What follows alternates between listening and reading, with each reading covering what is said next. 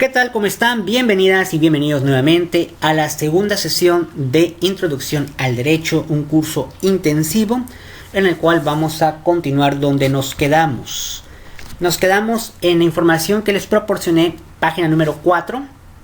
Antes de eso miramos lo que es las fuentes formales del derecho y estuvimos viendo cada una de estas. Así es que vamos a ver la clasificación del derecho. ¿Qué significa esto de la clasificación del derecho? Se supone que todos tienen que tener, obviamente, esta información ya. Como sabemos, todos los derechos humanos nos desenvolvemos hacia el interior de grupos sociales, donde mantenemos contacto permanente con las instituciones de gobierno, todo regulado con normas jurídicas que generan derechos y obligaciones para ambos. Ahí se supone que independientemente de la información o el tema que tengas que tratar, hay instituciones que pueden ayudar o no solamente ayudar, sino también a juzgar. Ustedes han escuchado muchas veces en las noticias personas que tienen diferentes problemas, desde el narcotráfico, lavado de dinero, robo, homicidio, abusó de mí, me golpeó, violencia, robos de carros para personas, que me quiere quitar esta propiedad. Todo ese tipo de situaciones existen en instituciones que, se supone que te van a ayudar a dar la mejor solución, aunque eso no signifique que siempre la solución sea la correcta a veces, porque puede haber una solución legal, es decir, lo que la ley dice es lo que resultó, o una solución un poquito relacionada con tu forma de pensar. Después dice, del mismo modo, hacia el interior de la sociedad se genera otra serie de relaciones entre individuos, las cuales pueden ser de relaciones familiares, comerciales o relaciones internacionales, pero no todos son integrantes que actúan en forma individual ni en igualdad de circunstancias. Los grupos se configuran entre sí por razones de carácter económico, laboral, agrario, regidos en todos por normas jurídicas. Aquí pues hay muchas cosas por la cual se puede denunciar, por la cual te pueden demandar o por la cual puedes ganar. Tradicionalmente se ha definido una clasificación bipartita, es decir, más de dos, del derecho, definida en derecho público y derecho privado. Es a partir del siglo XX, es decir, en el siglo pasado, que se abandona el dualismo y se incluye el derecho social, es decir, otra forma de clasificarlo, quien protege al trabajador, al campesino y da cabida a derechos de reciente creación, es decir, cosas nuevas que no existían, pero la sociedad misma ha dicho eso debe de existir ya. Tenemos la siguiente clasificación del derecho público, privado y social. Entonces tenemos la siguiente situación. Derecho público. ¿Qué es el derecho público? Bueno, el derecho público es donde intervienen las autoridades o interviene el gobierno de alguna manera para poder dar más caso, más énfasis a los temas. Y esto es un problema que incluso puede ser con autoridad. Por ejemplo, el derecho constitucional, el derecho administrativo, el derecho penal y el derecho internacional público. Aquí sí se enfoca un poquito la autoridad e incluso la autoridad te puede denunciar o te puede decir ya te atrapé. En el caso del derecho privado son problemas que hay entre particulares, es decir, entre una persona y otra, no tanto que tengas un problema con la autoridad. Es decir, tú no tienes ningún problema con el gobierno ni con algo que tenga que ver con el gobierno, sino tienes un problema con una persona que conoces. Entre ellas está el familiar, el civil, el mercantil, el internacional y el privado. Y está el derecho social, que es el agrario, enfocado un poquito a los campesinos, el laboral, trabajadores de reciente creación, por ejemplo, ecológico y económico. Alguien podrá denunciar por cuestiones ecológicas. Es algo nuevo. Después aquí menciona que hay un jurista Ulpiano que divide el derecho en atención a su objeto y de utilidad, clasificando en derecho público y privado. El derecho público es la rama del derecho positivo destinada a la regulación de la estructura y funcionamiento del Estado frente a los sujetos. Recuerden que los sujetos son las personas. Vamos a definir cada uno de los derechos para que se comprenda en sí cuál o para qué sirve. Derecho constitucional. establece la forma de gobierno que asume el Estado, la creación, la organización y las facultades de los diferentes órganos que lo integran y los modos en que se garantiza a los gobernados sus derechos, fundamentales como lo son las garantías individuales, organizadas en la primera parte de la Constitución, y comprenden además el estudio de normas que refieren a la ciudadanía y a la nacionalidad. Prácticamente te está diciendo más o menos a qué se refiere el derecho constitucional. Entonces, si por ahí alguien tiene un problema así como de, pues yo nací en Estados Unidos, pero también quiero ser mexicano, en ese caso no va a demandar a una persona normal, no va a demandar así como que voy a demandar a mis padres porque no saben si yo soy mexicano o soy estadounidense. Aquí la cuestión sería entre el gobierno, porque es un derecho público, es decir, tiene que ver el gobierno de alguna manera, entre algunos temas que puede tratar el derecho constitucional. Así es que si alguno de ustedes ha tenido un problema relacionado con nacionalidades, con la ciudadanía, es contra el gobierno realmente. Derecho penal: conjunto de normas del derecho positivo destinadas a la definición de delitos y fijación de las sanciones de la legislación penal. Aquí en el derecho penal entran muchas cosas que ustedes a lo mejor han escuchado en noticias. Para eso está el Código Civil, el Código Penal. Pero bueno, son leyes que obviamente no vamos a ver al 100% porque bueno, es un curso intensivo. Así es que tenemos que ver cosas más rápidas. Pero cualquier cosa, sanción, ese sería el derecho penal. Y es lo que normalmente conocemos o hemos escuchado, donde incluso pues llegan personas que tienen ya tiempo en la cárcel y cometieron un delito. Entonces infringieron la ley realmente. Obviamente puede ser que afectaron a personas, pero infringieron la ley de la autoridad. Después está el derecho procesal, conjunto de normas del derecho positivo relativas a la jurisdicción y a los elementos personales, reales y formales que concurren a su ejercicio. Derecho penal y derecho procesal van de la mano y pues dependiendo del resultado, pues si eres una persona que pues no tiene nada que ver, pues libertad, si no, pues ni modos. Derecho administrativo es la rama del derecho público interno que regula la estructura y organización de los órganos que integran el Poder Ejecutivo, el ejercicio de la función administrativa y las relaciones entre la administración pública y los particulares. El primer objeto de regulación de este derecho es la existencia, organización y funcionamiento de la administración pública. Este derecho administrativo está más enfocado a cuestiones de gobierno, así es que no vamos a entrar a detalle, ¿no? Derecho internacional público, conjunto de normas reguladoras de las relaciones entre los sujetos de la comunidad internacional. Bueno, también existen algunos problemas que pueden existir de un país a otro, para eso existe el derecho internacional. El derecho privado es el que atiende a intereses particulares. Es la rama del derecho positivo destinada a la regulación de los intereses que merecen la clasificación de particulares. Entre ellos destaca el derecho civil, mercantil e internacional privado.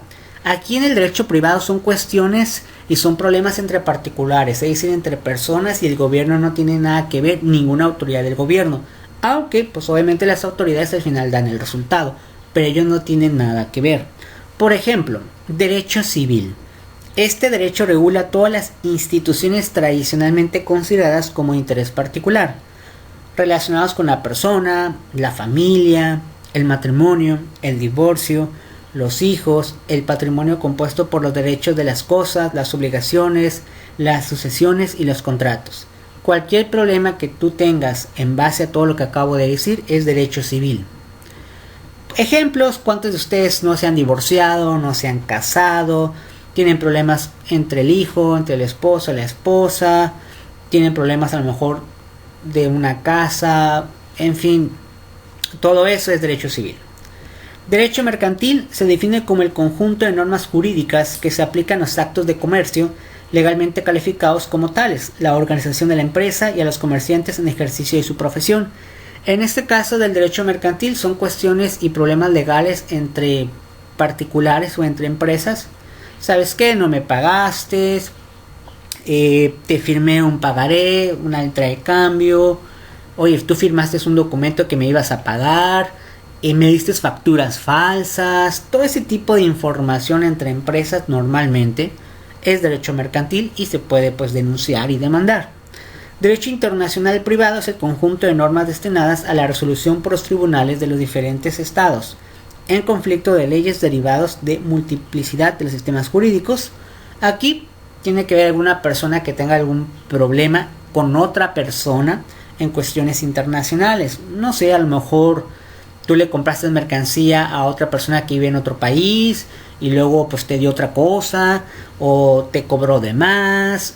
Todo eso sería ahí arreglar problemas internacionales. Y ya por último dice que el más reciente es el derecho social, que es un derecho nuevo. ¿Por qué? Porque pues la gente va cambiando, las tradiciones van cambiando y van haciendo nuevos temas. Por ejemplo, hace muchos años la ecología, aunque existía, pero pues no había nadie que demandara por cuestiones ecológicas. No había en los registros, en las leyes, algo relacionado. Entonces empezó a crear el derecho reciente. Esta parte la hemos terminado, así es que vamos a comenzar con un artículo de la Constitución, que fue el artículo que mencionó dentro de este escrito. Mencioné el artículo 34, cuando estábamos hablando sobre la vigencia. Entonces, la Constitución Política de los Estados Unidos Mexicanos, en el capítulo 4 de los ciudadanos mexicanos, menciona lo siguiente. Artículo 34. Son ciudadanos de la República los varones y las mujeres que, teniendo la calidad de mexicanos, reúnan además los siguientes requisitos.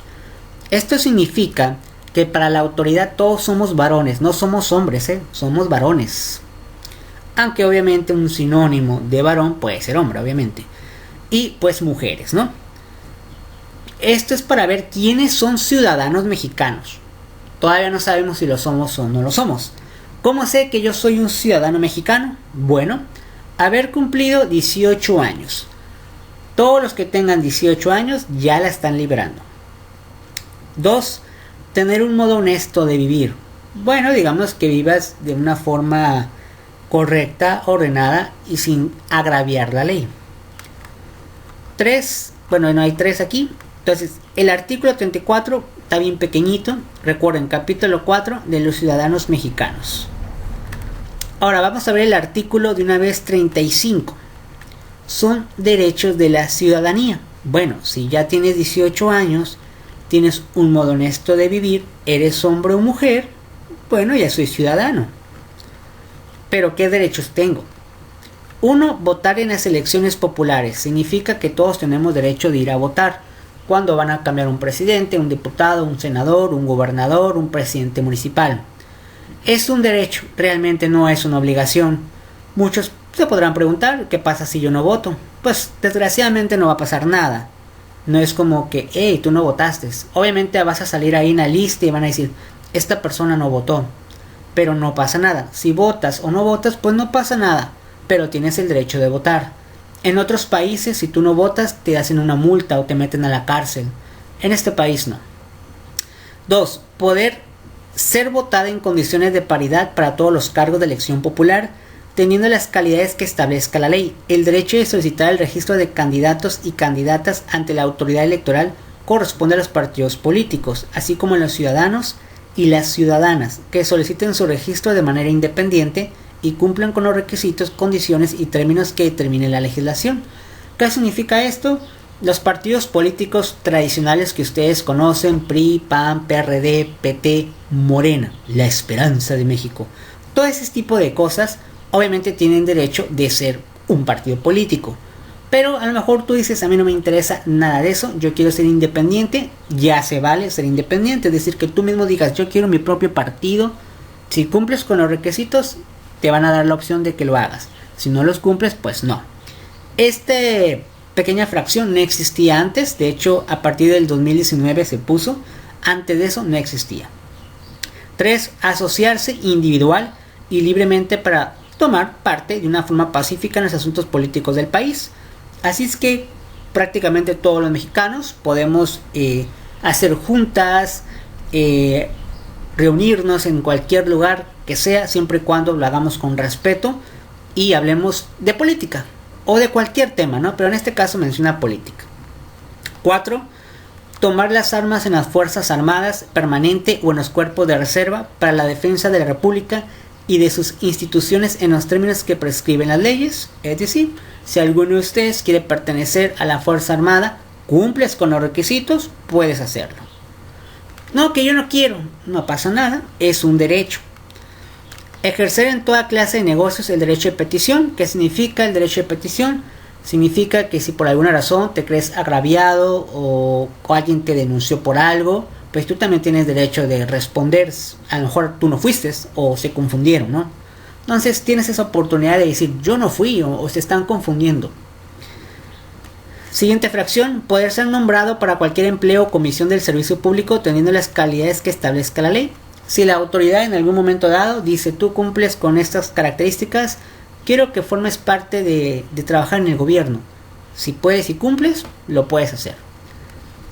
Iniciar leyes en los términos y con los requisitos que señala esta Constitución y la ley del Congreso. El Instituto Nacional Electoral tendrá las facultades que en esta materia le otorgue la ley. Nosotros tenemos la oportunidad de crear leyes, pero hay requisitos para que algún día esa ley que tú creaste pues llegue al Senado o a la Cámara de Diputados y se discuta. Votar en las siguientes consultas populares sobre temas de trascendencia nacional o regional, las que sujetará lo siguiente. Es decir, si por alguna razón algún candidato, algún presidente de la República o alguien del gobierno dice quiero que la gente me dé su opinión sobre esto o que vote sobre esto, tenemos esa oportunidad de hacerlo. Y aquí menciona algunos ejemplos de cómo se puede hacer. Serán convocadas por el Congreso de la Unión a petición del Presidente de la República, el equivalente a 33% de los integrantes de cualquiera de las cámaras del Congreso de la Unión, o para el caso de las consultas populares de temas de trascendencia nacional, los ciudadanos en un número equivalente al menos al 2% de los inscritos en la lista nominal de electores en los términos que determine la ley. Para el caso de las consultas populares de temas de trascendencia regional, competencia de la Federación, los ciudadanos de una o más entidades federativas en un número equivalente al menos al 2% de los inscritos en la lista nominal de electores de la entidad o entidades federativas que correspondan en los términos que determine la ley.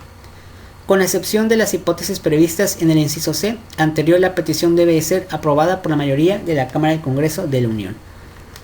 Y bueno, pues te menciona ahí todo lo que necesitas hacer, pero eso es para que alguien quiera poner algo para que la gente diga, hey, estoy de acuerdo o no estoy de acuerdo, ¿no?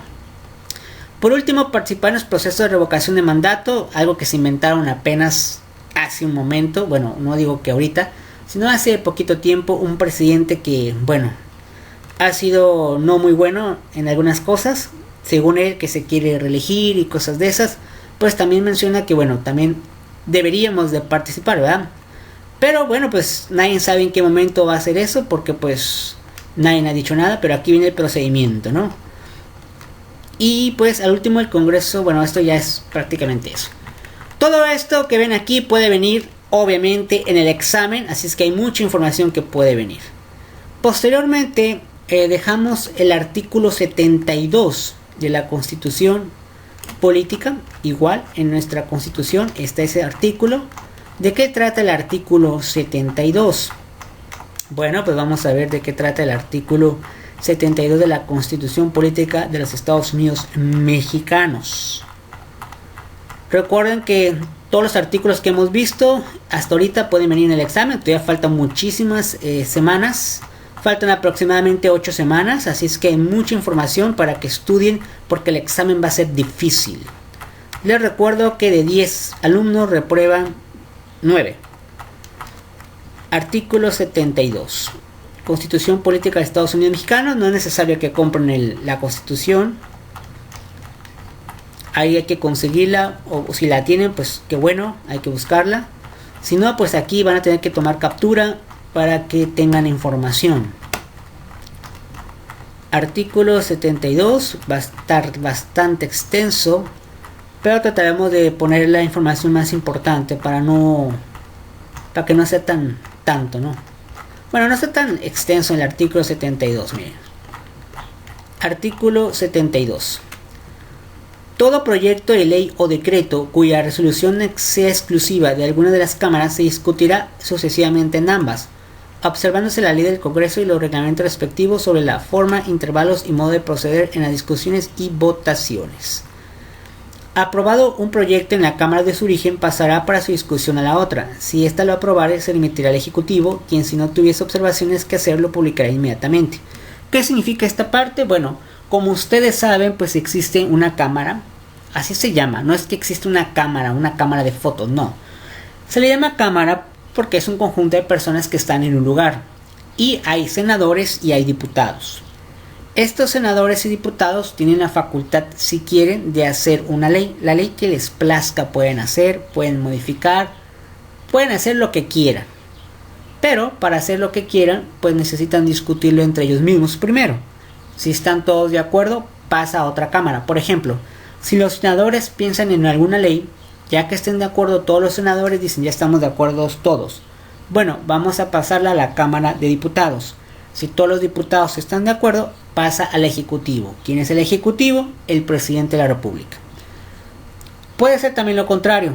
Primeramente, lo que es Cámara de Diputados, decir la información, y después decir senadores.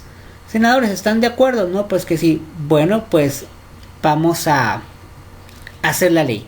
Ya que ambos estén de acuerdo, pasa a el Ejecutivo. Si alguno no está de acuerdo, pues no se puede hacer nada, ¿no?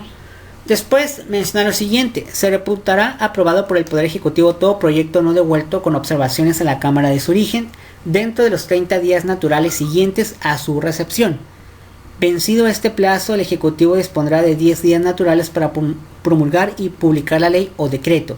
Transcurrido este segundo plazo, la ley o decreto será considerado promulgado y el presidente de la Cámara de Origen ordenará dentro de los 10 días naturales siguientes a la publicación en el DOF, sin que se requiera refrendo. Los plazos a que se refiere esta fracción no se interrumpirán si el Congreso cierra, suspende sus sesiones, en cuyo caso la devolución debe hacerse en la comisión permanente. ¿Qué significa todo esto que acabamos de leer? Muy sencillo.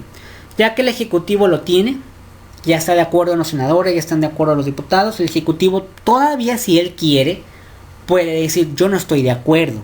Ustedes dos sí están de acuerdo, diputados y senadores, pero yo no. Entonces lo vuelve a regresar. Suponiendo que el Ejecutivo dice, yo también estoy de acuerdo, muy bien, más impuestos para la gente, perfecto, sí, más impuestos. Entonces pues el presidente va a decir, bueno, pues ya publíquenlo, ya digan que es una ley, digan que es una regla y que todos los mexicanos sepan que tienen que pagar más impuestos. Por ejemplo, paguen más impuestos por tener más streamings, cuando antes no existía.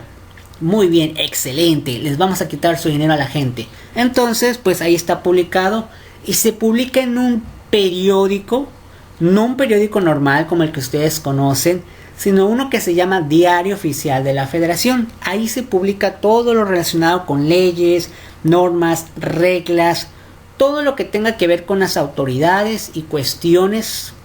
Ahí se pone en este diario. Se llama diario porque pues todos los días lo hacen, pero realmente su nombre es Diario Oficial de la Federación y ahí lo publica.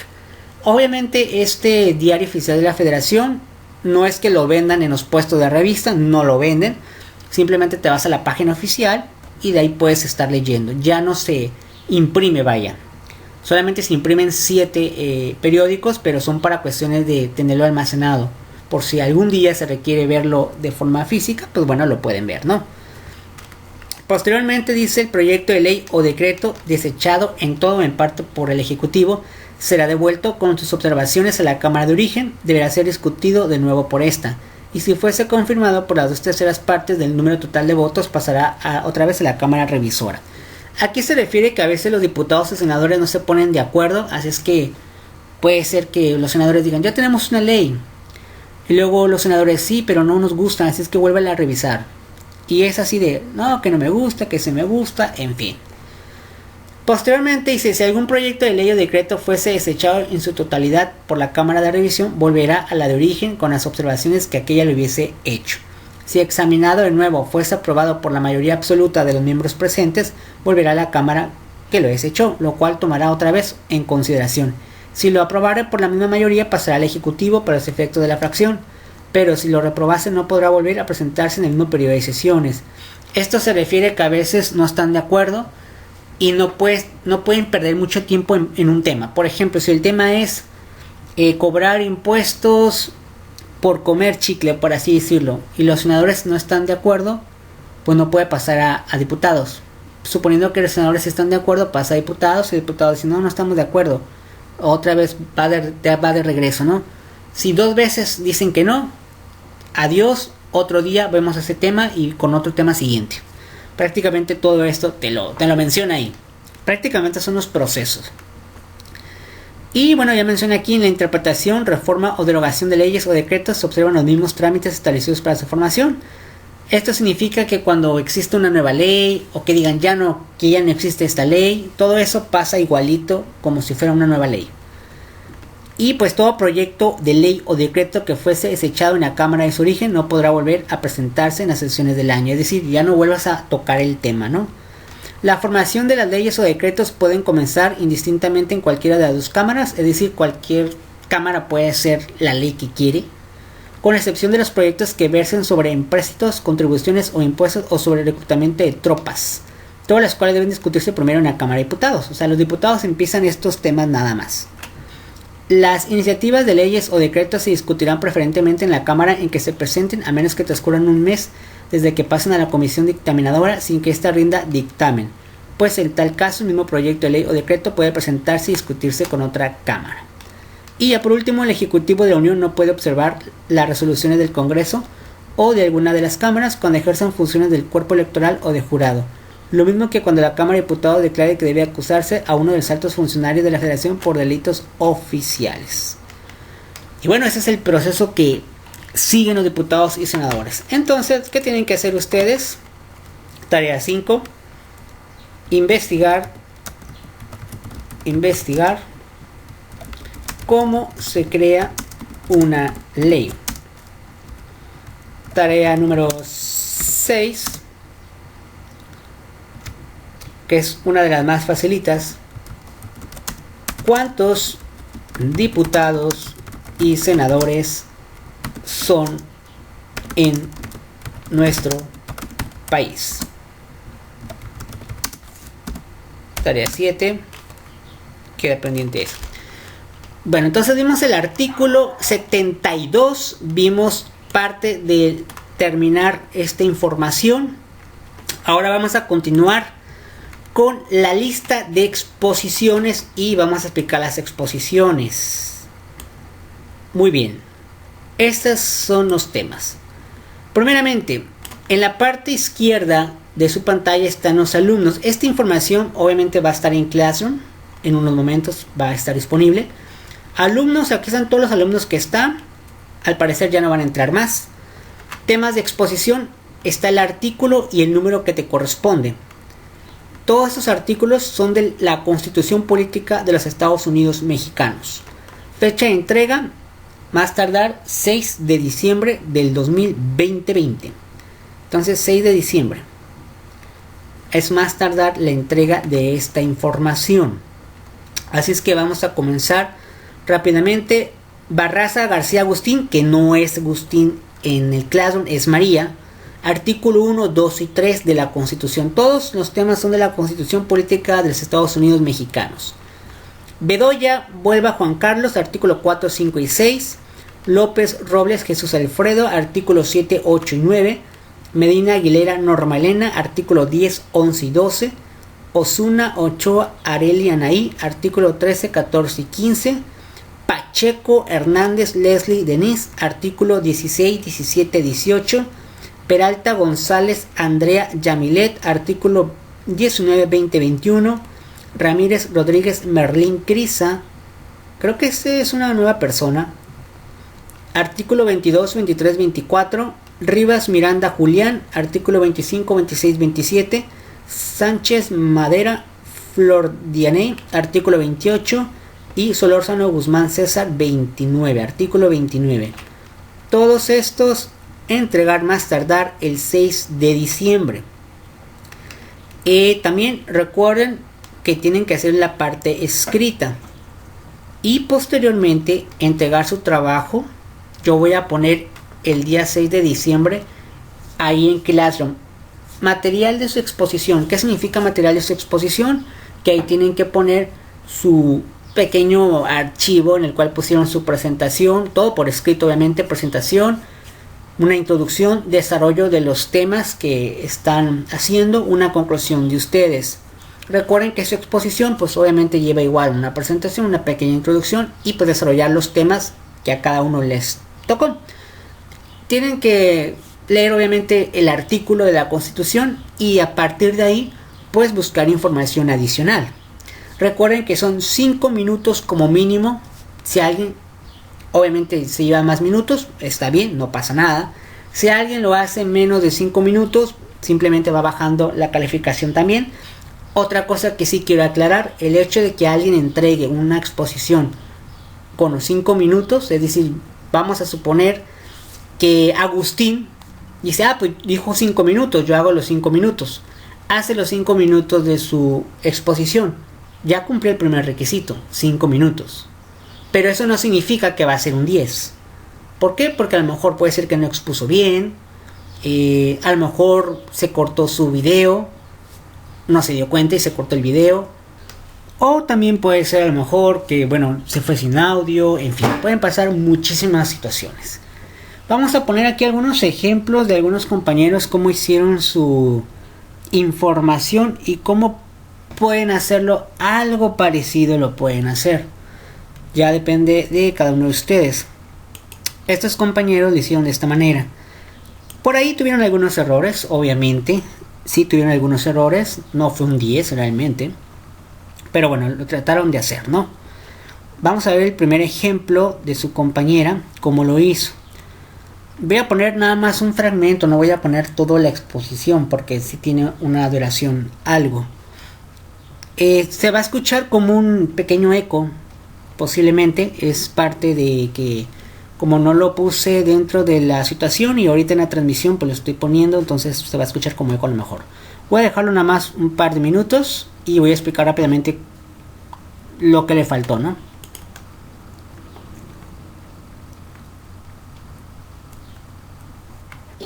Buenas tardes, profesor. Mi exposición o presentación será sobre el PRODECON, que es la Procuraduría de la Defensa del Contribuyente. ¿Qué es la PRODECON? Bueno, vamos a poner pausa. Si se dan cuenta, si alguien lo hace así, está bien, no pasa nada. Pero vuelvo, repito, el hecho de que tú me entregues 5 minutos y lo hiciste así no es un 10. Porque hay que revisar todo el contenido, si dijiste realmente lo correcto, en fin, muchas cosas. Si se dan cuenta, ya dijo una pequeña presentación, dijo una breve introducción y ya empezaba a desarrollar el tema. Pueden hacerlo de esa manera o pueden hacerlo de la siguiente manera. Que aquí también tuvo algunos errores la persona, no fue 10 obviamente. Vamos a ver el ejemplo, cómo lo hizo. Impuesto empresarial a tasa única. ¿Qué es y para qué sirve? Este grava impuestos o cargas tributarias. Es un impuesto directo. Bueno, no voy a dejar todo porque dura, en este caso no dura ni 5 minutos. Para empezar, su error fue enviarlo menos de 5 minutos, así es que pues obviamente está mal por esa parte. La idea es muy buena, pueden hacerlo también de esa manera, pero explicarlo pues bien, ¿no? Pero bueno, pueden hacer un ejemplo como eso. Ahora vamos a ver otra persona. Por aquí hay otra persona que también lo expuso. Vamos a ver si está. Vamos a ver si lo expuso. Me parece que no va a estar disponible. Más o menos lo estaba exponiendo. ¿Cómo explicarles?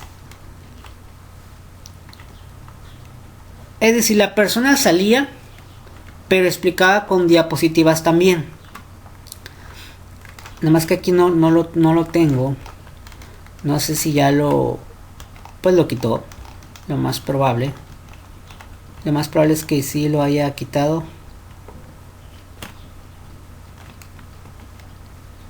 Sí, yo creo que sí ya lo quitó. Porque este está mal, miren, esto está mal.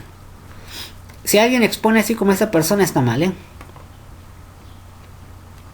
Eso está malísimo. Buenas tardes, profe. Yo le voy a hablar sobre el IDE, que dice las siglas son impuestos a los depósitos en efectivo. La persona que yo les decía, hagan de cuenta que esta parte la tenía aquí en grande, toda en grande, y ella estaba aquí a un ladito. Eso también es válido, nada más que esta como lo expuso no viene al caso, ni lo expongan así poniendo la computadora y puro leer. No tengo la información de su compañero, lamentablemente. Lamentablemente no está.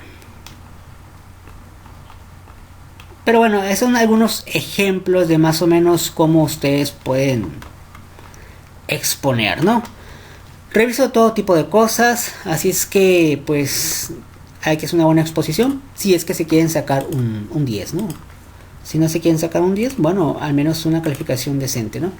Bueno, en conclusión, simplemente son dos tareas en este caso: investigar cómo se crea una ley, cuántos diputados y senadores son en nuestro país. No hay tarea 7, vamos a borrar esta. Y aquí están los temas que de todas formas los voy a subir en Classroom. Todos son de la Constitución Política de los Estados Unidos Mexicanos. Es decir, de aquí, de esta Constitución. Bueno, nos vemos la próxima semana. Y pues tienen hasta el 6 de diciembre. Así es que tienen prácticamente un mes. Así es que digo, les estoy adelantando la exposición con tiempo. Así es que pues hay que hacerlo, ¿no? Recuerden que en el caso de ustedes no hay portafolio. Solamente hay examen, hay exposición y pues las tareas y los trabajos, ¿no? Bueno, hasta aquí lo vamos a dejar. Muchísimas, bueno, y la participación también. Muchísimas gracias y nos vemos hasta la próxima semana. Hasta luego.